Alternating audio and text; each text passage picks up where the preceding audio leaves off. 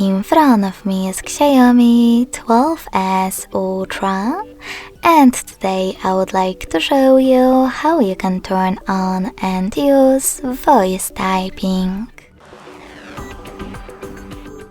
You need to start by accessing your device's keyboard. Now, if microphone icon is not visible at the top right corner of it, select this gear next to clipboard. Then click on voice typing and tap on this switcher next to use voice typing to activate it.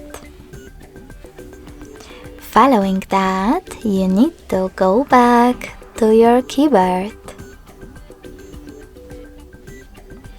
Now click on the microphone icon, select Allow only when used, and when you finished, tap on the same icon again.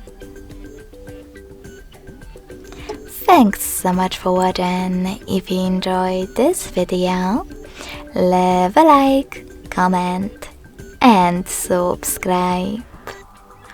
Bye!